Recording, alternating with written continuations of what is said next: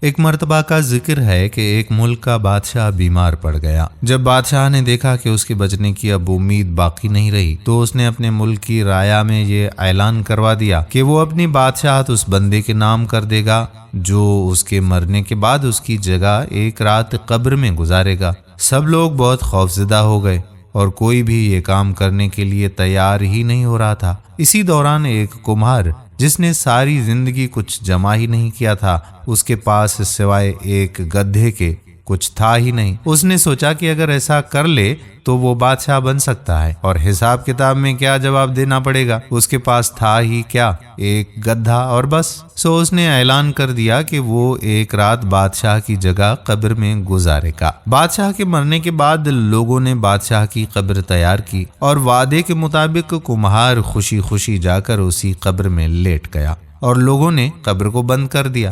کچھ وقت گزرنے کے بعد فرشتے آئے اور اس کو کہا کہ اٹھو اور اپنا حساب دو۔ اس نے کہا کہ بھائی حساب کس چیز کا؟ میرے پاس تو ساری زندگی تھا ہی کچھ نہیں سوائے ایک گدھے کے۔ فرشتے یہ جواب سن کر جانے لگے لیکن پھر ایک دم سے روکے، بولے ذرا اس کا اعمال نامہ تو کھول کر دیکھیے، اس میں کیا لکھا ہے۔ بس پھر کیا تھا؟ سب سے پہلے انہوں نے پوچھا کہ ہاں بھائی فلاں دن تم نے گدھے کو ایک وقت بھوکا رکھا تھا۔ اس نے جواب دیا کہ ہاں۔ فوری طور پر حکم ہوا کہ اس کو 100 درے مارے جائیں۔ اس کی خوب دھلائی شروع ہو گئی۔ اس کے بعد پھر فرشتوں نے سوال کیا کہ اچھا یہ بتاؤ فلاں دن تم نے زیادہ وزن لاد کر اس کو مارا تھا۔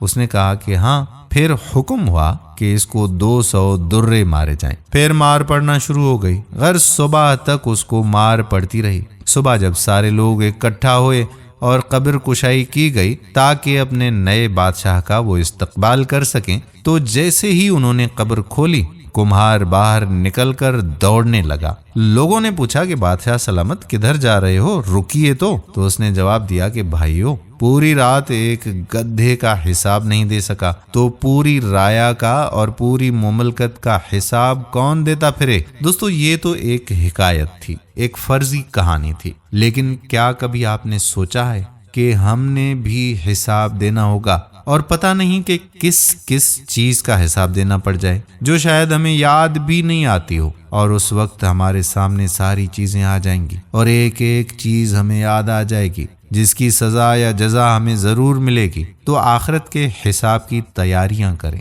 امید کرتے ہیں کہ ہماری آج کی ویڈیو آپ کو پسند آئی ہوگی اور اپنے دوستوں احباب کے ساتھ شیئر بھی ضرور کریں گے۔ آنے والی ویڈیو تک قادر بخش کلہوڑو آپ سے اجازت چاہتا ہے۔ اپنی دعاؤں میں یاد رکھیے گا۔